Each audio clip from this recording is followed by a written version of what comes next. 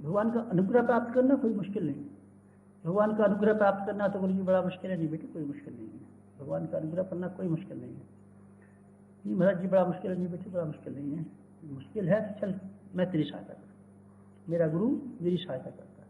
कैसे सहायता करता है? मैं सवेरे के वक्त जब यहाँ आता हूँ, उससे पहले अपने गुरु के सन्मुख बैठा रहता हूँ और हम दोनों के बीच में एक ऐसे सूत्र स्थापित हो गए हैं, ऐसे दोनों के बीच में सूत्र स्थापित हो गए हैं कि शरीर तो उनको नहीं जाने कहाँ रहता है और हमारा शरीर यहाँ रहता है, पर हम आपस में बैठे हुए व्यक्तियों की तरीके से बात करते रहते हैं, परामर्श करते रहते हैं, सलाह मशवरा करते रहते हैं, क्या करना चाहिए क्या नहीं करना चाहिए, क्या हमको दिक्कत आ जाती है, क्या परेशानी आ जाती है, इसके क्या हल हो सकता है। बहुत सी बातों के लिए आपस में ऐसे दो मित्र बैठ के बात कर लेते हैं, हम कर सकते हैं।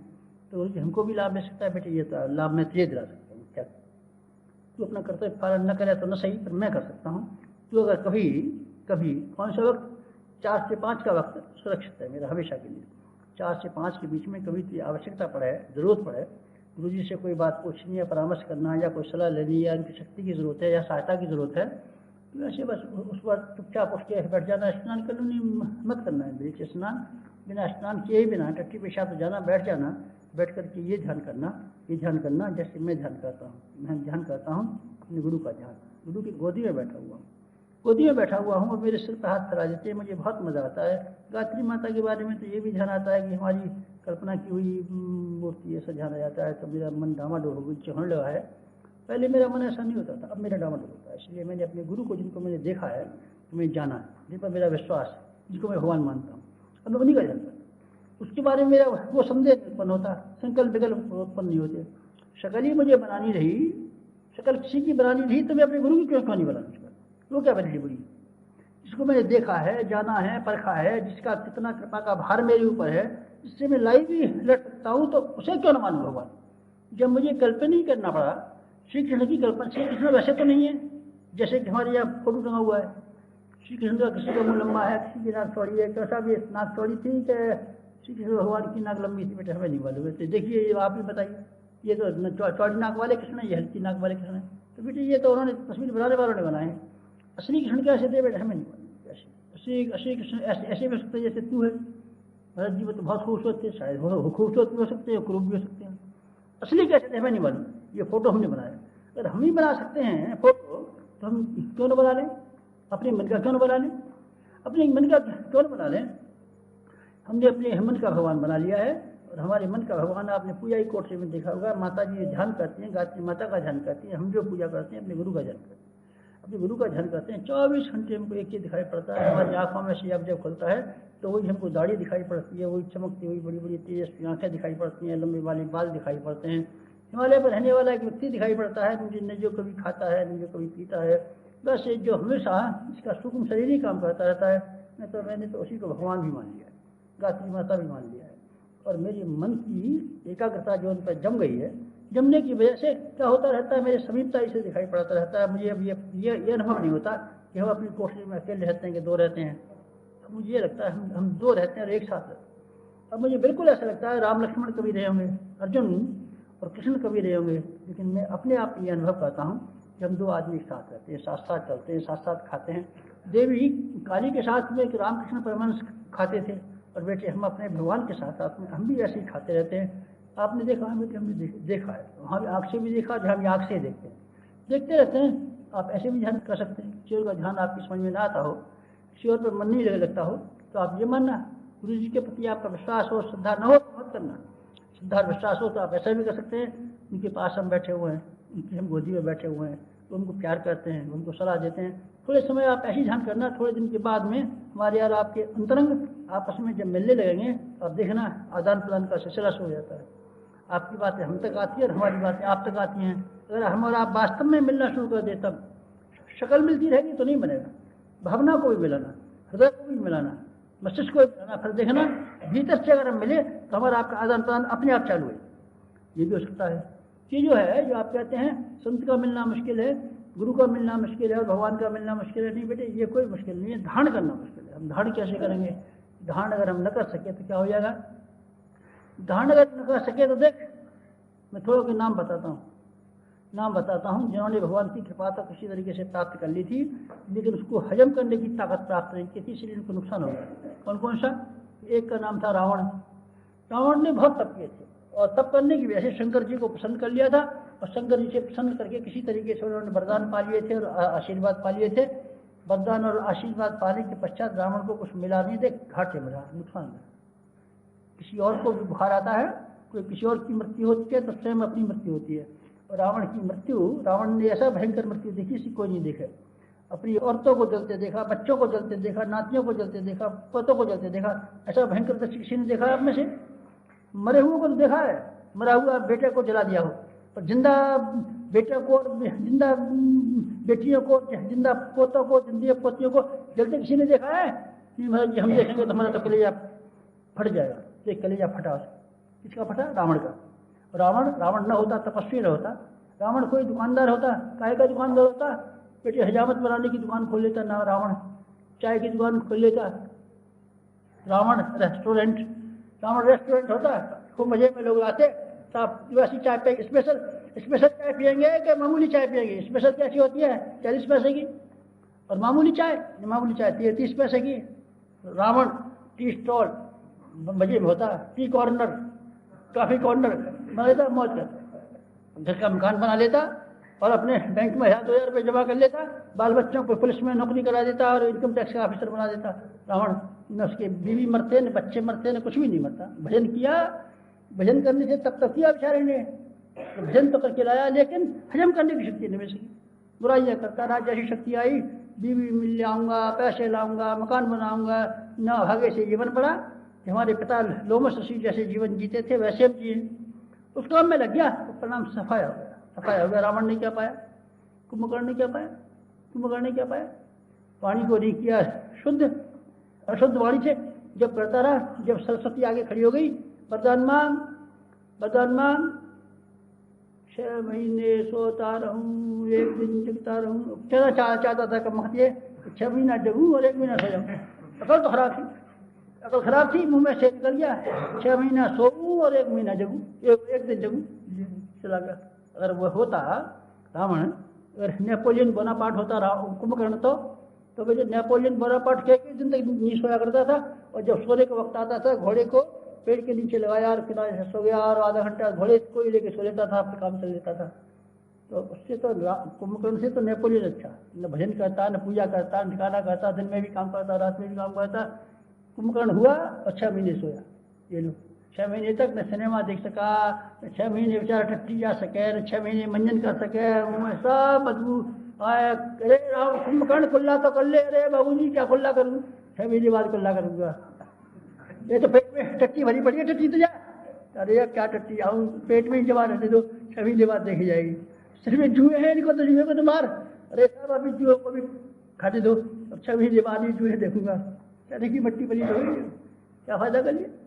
हिरण्याक्ष से लेकर के हिरण्यकश्यप तक, और कंस से लेकर के जरासंध तक, मारीच से लेकर के सब के सब तपस्वी थे, और सब के सब भजन करने वाले थे, और सब पूजा करने वाले थे, लेकिन आत्मसंशोधन न करते। आत्मसंशोधन के अभाव में भगवान की कृपा तो मिली, ये तो मैं नहीं कहता नहीं कि कृपा मिलती, पर आदमी इससे फायदा नहीं था, नुकसान कर सकता है। आपको मैं निमंत्रण करता था इस शिविर में बुला करके, आप ब्रह्मचर्य शिविर की आने की तैयारियां करें। शक्ति की आप तलाश करते हैं, उनको कोई ऐसा देने वाला हो, अच्छा बेटे हम गारंटी करते हैं कि आपको वो शक्ति दिला दें। मतलब जी रामकृष्ण परमहंस जैसा गुरु हो, और उसके पैर पड़ गए थे उसके विवेकानंद के पास पैर पड़ गए थे, तो उसको सारी शक्ति विवेकानंद की आ गई थी। कोई ऐसा गुरु हमको मिल जाए तो हमको विवेकानंद बना दे तो बहुत अच्छा। कोई ऐसा गुरु मिल जाए, अच्छा बेटे हम तेरे लिए तो ले लाई देंगे, कहीं से मांग के ला देंगे गुरु, तेरे हम घूम के ला देंगे और तेरे पास ला देंगे, देखिए ये गुरु है और ये चीज दे देगा। लेकिन विवेकानंद बनना पड़ेगा। नहीं महाराज जी मैं अपना अखबार में फोटो छपाने को तो तैयार हूँ अमेरिका के लिए, और वो जो हवाई जहाज का टिकट मुझे मिल जाएगा, घूम भी आऊँगा और स्पीच भी दियाँगा। कि बेटे स्पीच देने की तो बात पीछे की है, विवेकानंद बनना पड़ेगा तुझे। कैसा विवेकानंद? अमेरिका में एक महिला थी जो मजाक दल्ली करने लगी। अमेरिका में जिसके यहाँ गए थे विवेकानंद ठहरे थे, जिसके यहाँ उसी के यहाँ निवास करने लगे। थोड़े दिन तक वैसे ही महिला सेवा करती लगी, शिष्य हूँ फलानी ठिकानी। थोड़े दिन के बाद अमेरिका का जैसे रिवाज है, उन्होंने स्वामी जी के साथ में कुछ जिंदगीबाजी शुरू कर दी। गुरु ने निकाली आंखें, निकाली अच्छा इसके लिए दे सकती है, बताता हूँ। कि उन्होंने लाल आँखें रामकृष्ण परमहंस की वहाँ से देखी, स्वयं के लिए, अपने लिए, विलासता के लिए। मेरी शक्ति से तू करे प्रभावित तो चमत्कृत लोग, उसके द्वारा जो तेरे प्रति श्रद्धा उत्पन्न हो उसका तू मेरे लिए लाभ उठावे। कभी बताता हूँ, वे कान धोइए मेरे कान में कांपने लगे। उन्होंने अपने आप को धुना और अपने आप को पीटा। धुना पीटना ही नहीं, बल्कि उन्होंने कहा, अपने मन को समझाया, मूर्ख समझता नहीं क्या करने जा रहा था। विवेकानंद ने औरतों को समझ में नहीं आया, जो गुरु ने आंखें निकाली तब स्टोव जो उनका जल रहा था, खाना अपने यहाँ पकाते थे, स्टोव के ऊपर जब उनका तवा जल रहा था तो जलते हुए तवे के ऊपर बैठ गए। जैसे चूतर दोनों के दोनों जल गए, चूतर जल गए। जब वो सुबह से उठे, उन्होंने कहा, मन से कहा कि अब तुम समझा कि नहीं समझा? आग छूने से छाले पड़ते हैं कि नहीं चौपते? आग छूने से छाले पड़ते हैं कि नहीं पड़ते? आग छूने से छाले पड़ते हैं कि नहीं पड़ते? हाँ साहब पड़ते हैं छाले। तो ये छुआ था तो आग छाले नहीं पड़ेंगे। विवेकानंद समझ गए। इसको महीने भर पड़े रहे, महीने भर पीछे जख्म अच्छे हुए, 1 महीने तक घर में विश्राम करते रहे। 1 महीने के बाद में फिर उन्होंने अपना काम शुरू किया था। विवेकानंद ने शक्ति मिलेगी, हम दिलाएंगे। गुंडल जी महाराज जगा दिए, बेटे हम जगा देंगे, आप जगा देंगे बेटे। हम व्याकुल करते हैं, हमारी थनों में दूध अब फटा पड़ता है, गाय का दूध फटा पड़ता है, गाय का दूध फटा पड़ता है, हमको पिला दीजिए बेटे। यही तो हम तलाश करते रहते हैं। गाय अपने बच्चे को पिलाती है, कुत्ती के बच्चे को नहीं पिलाती। गाय के बच्चे को दूध पिला सकती है, कुत्ती के बच्चे को नहीं पिला सकती। तो गाय का बच्चा बनने की कोशिश कर। हमने इस ब्रह्मचर्य शिविर में आपको बुलाया, इसीलिए बुलाया कि आप जो कर्मकांड करते हैं, जो आप जप करते हैं, उपासना करते हैं, पूजा करते हैं, भजन करते हैं, हनुमान चालीसा पढ़ते हैं, जो भी पढ़ते हो, उसमें एक काम तो ये करें कि अपने विचारों का समन्वय करें। जितने समय तक आपका विचार जप चलता रहे, उतने समय पर उन प्रत्येक क्रिया के साथ साथ में जो जप जुड़ा हुआ है, जप के साथ साथ में जो भावना जुड़ी हुई है, विचारणा जुड़ी हुई है, अपने मस्तिष्क को पूरी तरीके से उसमें लगाए रखें। दूसरा विचार ना ले दें, दूसरा विचार को रोकिए मत, उस विचार में लगा दीजिए, अपने आप रुकेगा। एक महात्मा ने कह दिया, देख तू भजन करते समय पर बंदर का ध्यान मत करना, बंदर का ध्यान मत करना। बस जैसे ही बैठे खट बंदर आ जाए, जवाब फिर ध्यान करे फिर आ जाए बंदर, फिर ध्यान करे बंदर आ जाए। जो कह बंदर का मत ध्यान आने देना, यो कह दिया था, मने कर दिया था। महात्मा ने कहा, देख हमने गलत बता दिया। अब ये बताते हैं, जब भी तू ध्यान किया कर, गाय का ध्यान किया कर। गौ माता बैठी हुई है, गौ माता खड़ी है, गौ माता बैठी है, गौ माता खड़ी है, तो गौ माता का तू ध्यान करता रहेगा तो फिर नहीं आवेगा बंदर, नहीं तो बंदर आ जाएगा। मन भागने से रोकिए, मन भागने से बेटा रुकेगा नहीं। मन नहीं भागने दूंगा, मन भाग जाएगा तो रोक दूंगा, मन को पकड़ लूंगा, मन को मार डालूंगा, मन नहीं भागना चाहिए, ऐसे ऐसे करेगा तो मन भागेगा। क्या करूँ? मन को एक काम में लगा दी। इस काम में लगाऊँ वो जो कि हमारे चिंतन के साथ साथ में भावना जुड़ी हुई पड़ी है। हवन में हम भावना आपको बताते हैं, जप में हम भावना बताते हैं, उपासना में हम भावना बताते हैं, देव पूजन में हम भावना बताते हैं। आपने पढ़ी नहीं है किताबें? पढ़िए जरा ध्यान से। आप तो वही पूछते हैं, कौन सी सबसे छोटी बात? लक्ष्मी कमाने के लिए ह्रीम बीज मंत्र, ह्रीम बीज, उसे पूछते हैं बस, लक्ष्मी फटाफट से चली आवे। ये नहीं पूछते। तो उपासना के साथ साथ में जितने भी कर्मकांड हैं, उन कर्मकांडों के पीछे शिक्षा भरी पड़ी है, प्रेरणा भरी पड़ी है, दिशा भरी पड़ी है, धारा पड़ी, उनको बता दीजिए। मुझे हमने सब किताबों में छापा, मेरे किताब में छापा। 5 साल भी जो हमने 45 मिनट की उपासना बताई थी, इसका विशेषांक निकाला और उस विशेषांक में हर एक को बताया था, जब आप जप किया करें तो ये भक्त। अभी भी वो किताब है हमारी, कौन सी पूजा उपासना के संबंध में किताब है, वो तो कोई खरीदता नहीं है इसको तो, और वो खरीदते हैं। महाराज जी वो बताइए लक्ष्मी आने वाली किताब कौन सी है? 25 पैसे की खरीद ले जा। हमारा जी वही खरीद लूंगा, 4-5 कॉपी खरीदने जाओ, खरीद ले जा बेटा, सबको लक्ष्मी आ जाएगी। उसे विधि वाले को सब खरीदते हैं, उसे नहीं खरीदता कोई। कौन सी को? उपासना के समय कर्मकांडों के साथ साथ किस तरह की हमारे विचारों का चिंतन चलना चाहिए, चिंतन की आवश्यकता, और चिंतन की आवश्यकता के साथ साथ में इसके बाद जो तीसरी चरण आता है, वो आता है हमारी भावनाओं का। भावना किसे कहते हैं? भावना उस उमंग को कहते हैं। भावना किसे कहते हैं? उस उमंग को कहते हैं। कौन सी उमंग? जो किए बिना चैन नहीं लेनी, जो किए बिना चैन नहीं लेनी। वो कल्पना जो दिमाग में आती रहे, हम संत बनेंगे, हम महात्मा बनेंगे, हम ज्ञानी बनेंगे, हम ब्रह्मचारी बनेंगे, जब तो हे प्रभु आनंद दाता ज्ञान हमको दीजिए, श्री सारे दुर्गुणों को दूर हमसे कीजिए। और भाई कोई एक आध दुर्गुण छोड़ना तो नहीं है। अरे महाराज जी मैं तो वैसे ही गीत गाया करता हूँ, ये तो दुर्गुण छोड़ेगा नहीं महाराज जी, छोड़ छाड़ने के चक्कर में नहीं, मैं तो गीत गाता रहता हूँ। तो घी से क्या बनेगा, भागे। मतलब क्या करना चाहिए, विचारों के साथ साथ में हमारे अंदर भावना का समावेश हो। भावना का अर्थ यह है इसके अंदर तड़पन पैदा हो, ऐसी उमंग पैदा हो, अब हम इसे केवल रह नहीं सकते।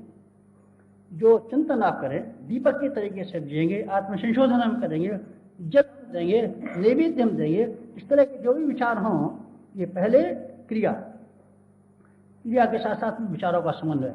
दो, विचारों के समझ के पश्चात जब विचार आपके जमने लगें, क्रिया और विचारों का समन्वय करने लगें, तो आप ये कोशिश कीजिए इसके साथ में ये भाव हमारी उमंग उमंग उमंग यही करेंगे, बस यही करेंगे, यही करेंगे। श्रेष्ठता से असीम प्यार, श्रद्धा जिसको हम कहते हैं, श्रेष्ठता से असीम प्यार, श्रेष्ठता को असीम अर्थात इससे ज़्यादा कोई प्यारी चीज़ नहीं। श्रेष्ठता से असीम और ज़्यादा कोई प्यारा नहीं है हमको, भगवान से ज़्यादा और कोई प्यारा नहीं है, श्रेष्ठता से ज़्यादा कोई प्यारा नहीं है, शासन से ज़्यादा हमको कोई प्यारा नहीं, सब ज़्यादा प्यारा है। सबको हम अलग से नाराज कर सकते हैं पर इसको नाराज नहीं करेंगे। ये उमंग जब हमारे भीतर से पैदा हो तो हमारा जीवन में क्रिया इस तरह किया जाए। कर्मकांड के साथ साथ में जुड़े हुए विचार, विचारों के साथ भावनाएं, भावनाओं से हमारा ओतप्रोत रस विभोर, आन से सराबोर जीवन और जीवन के परिणाम। बस फिर आप देखिए आप संत बनते हैं कि नहीं, फिर देखिए आप ऋषि बनते हैं कि नहीं, फिर देखिए आप भगवान का अनुग्रह होता है कि नहीं, फिर देखिए भगवान की कृपा प्राप्त होती है कि नहीं। सब चीज़ें आपके ऊपर प्राप्त होती हुई चली जाती हैं। शर्त यह है अपने आप को, अपने जीवन को, अपनी विचारणा को, अपने चिंतन को, अपने लक्ष्य को, अपने आदर्श को इस लायक बनाने की कोशिश करें जैसे कि संत को होने चाहिए, जैसे कि उपासना करने वाले को होने चाहिए। अगर आप थोड़े बहुत कदम शिक्षा में बढ़ाने के लिए तैयार हों तो वो काय व्याकुल भरती है। ये आपका सौभाग्य है। तो लोग तलाश करते फिरते रहते हैं, कोई ऐसी शक्ति हमको मिले, कोई ऐसी व्यक्ति हमको मिले जिन्होंने किसी विषय में पारंगत किया हो। हमारे गुरु ने पारंगत किया है, अपनी बात तो हम नहीं कहते, पर हमारे गुरु ने पारंगत किया है और वो पारंगत है, उसकी ओर से हम कह सकते हैं वो पारंगत है, और उसकी ओर से आपको जमानत दे सकते हैं, आपकी सहायता कर सकता है। आपके अपने गुरु जी के दर्शन करा दीजिए, आपकी बार हिमालय चले तो गुरु जी हमको भी ले चल रहा बेटे, हम ले चलेंगे, हमें क्या दिक्कत है। तो फिर गुरु जी की कृपा मिलेगी, नहीं मिलेगी, कृपा नहीं मिल सकती, तो फिर हम क्या फायदा करेंगे। बेटे तू विचार कर ले पहले, कृपा का फायदा नहीं कर सकता, मैं ले तो चल सकता हूँ, दिखा तो लाऊंगा, तो पर दिखाने के साथ साथ में यूँ कहिए कोई वरदान आशीर्वाद देंगे, नहीं देंगे, नहीं बेटा वरदान नहीं देंगे। क्यों? इसीलिए नहीं देंगे कि तू वरदान को हजम नहीं कर सकता, वरदान हजम करने लायक स्थिति नहीं है तेरी। जब वरदान को हजम करने लायक स्थिति हम पैदा करें तो बेटे हमारे गुरु का अनुग्रह जो हिमालय पर रहते हैं, जहाँ जाकर के हम लेकर के आते हैं, आपको यहीं बैठ से मिल सकता है। ब्रह्मवर्चस्व अरण्यक हमने इसीलिए बनाया है कि वो व्यक्ति उपासना करने के लिए आए हैं जो हमने सारी जिंदगी भर में उपासना की, आप थोड़े समय में भी प्राप्त कर सकते हैं। विवेकानंद ने, रामकृष्ण परमहंस ने जो जन्म जन्मांतरों की उपासना की थी, उसको विवेकानंद ने थोड़ी देर में प्राप्त कर लिया। आप थोड़ी देर में प्राप्त कर सकते हैं जो हमने समुद्रों से पाया। गाय ने 24 घंटे घास खा करके हजम करके जो दूध पेट में जमा किया है, आप इसको 5 मिनट में पी सकते हैं, आपका सौभाग्य। आप बच्चे आप पी लीजिए दूध, गाय ने वो 24 घंटे में तैयार किया है, और दुनिया भर में घूमी है, 40 दिन भर घास खाती रही है, तब दूध जमा किया है, आप पी लीजिए, आपका सौभाग्य, आप पी सकते हैं। लेकिन आपको इतना तो करना ही पड़ेगा, गाय के दूध पीने के लिए गाय के बच्चे के समतुल्य होना चाहिए। गाय के बच्चे के समतुल्य आप होते हैं कि नहीं, अगर हैं तो आप विश्वास रखिए। ब्रह्मवर्चस्व अरण्यक इसको इस शिविर के साथ हमने जोड़ के रखा है। इसमें कुंडलिनी जागरण भी शामिल है, इसमें पंचकोशों की उपासना भी शामिल है, इसमें भगवान का साक्षात्कार भी शामिल है, और जिसके अंदर मनुष्य के भीतर से देवत्व का उदय होना भी शामिल है, और जिसके अंदर से आपके समीपवर्ती वातावरण में स्वर्गीय परिस्थितियों का पैदा होना भी शामिल है। ये सारी जो विभूतियाँ विशेषताएं बताई गई थी, वो सारी की सारी सिद्धियाँ आपका स्वागत करती हैं और आपको बुलाती हैं और आपसे प्रार्थना करते हैं। आप चाहें तो हमारा स्वीकार कर सकते हैं, आपको प्रार्थना करने की जरूरत नहीं है, आप हमको स्वीकार कीजिए, लेकिन उसकी कीमत आपको इसी रूप में चुकानी पड़ेगी। आप अपना परिष्कृत जीवन, श्रेष्ठ दृष्टिकोण, ऊंचा चिंतन, आदर्श जीवन का स्वरूप अगर ये बनाएं तो आपको वो सिद्धियाँ आए और वो चमत्कार आए जिसके बाबत ऋषियों ने बहुत सारे महात्म बताए, वर्णन किए, और जिसके लिए मैंने आपको पहले दिन बताया था, आज अंतिम दिन बताता हूँ। तो सारी की सारी सिद्धियाँ और चमत्कार प्राचीन काल के लोगों के तरीके से आज भी सुरक्षित है। शर्त है, बिना शर्त नहीं मिले, बिना शर्त करवाइए, नहीं बेटे बिना शर्त, जो बिना शर्त हमको कलेक्टर बनवा दिए, नहीं बेटे बिना शर्त नहीं बनवा सकता। कलेक्टर बनने से पहले मुझे ग्रेजुएट होना चाहिए, ग्रेजुएट होने के साथ साथ में ICS पास करना चाहिए, तब बनवा दूंगा। नहीं महाराज जी, पहले ही बनवा दीजिए। जैसे भी कुछ है, हम तो आप तो इंदिरा गांधी से बहुत जानते हैं, मोरारजी देसाई आपको मिलने वाली, आप हमको तो कलेक्टर बनवा दीजिए। ये कुछ पास भी है क्या? पास क्या हूँ, 5वें दर्जे से पढ़ा हूँ, कलेक्टर में कैसे बनवा दूँ? अरे आपकी भी जान पहचान है, ऐसे ही मारा तुक्का। अरे बेटे तुक्का मारा जाता है? नहीं भगवान जी क्या तुक्का मारो, ऐसे ही तब हो जाएगा? नहीं बेटे, ऐसा नहीं हो सकता। उसके लिए आपको पात्रता का विकास करना चाहिए। पात्रता के विकास करने के लिए मेरे गुरु ने मुझसे दबाव डाला है, तो मैंने अपनी पात्रता का विकास किया। पात्रता का विकास जिस कदर होता हुआ चला गया, उसी कदर मुझे देवताओं का, भगवान का, ऋषियों का और ये अनुग्रह मिलता हुआ चला गया। आपको भी वही रास्ता जो पहले दिन मैंने आपको बताया था, हमको गायत्री उपासना करते हुए जो चमत्कार और सिद्धियाँ मिली, उसके आधार पर रहस्य क्या थे, छिपाव क्या थे, वो मैं आपको छिपाव और रहस्य बता करके अपनी बात समाप्त करता हूँ।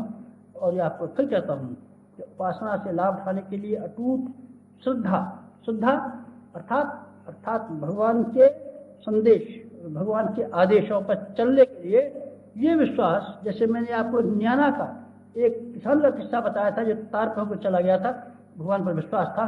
भगवान पर विश्वास के आधार पर श्रेष्ठ जीवन जीने के लिए, आदर्श जीवन जीने के लिए हम तैयार होते हैं। आज की बात समाप्त।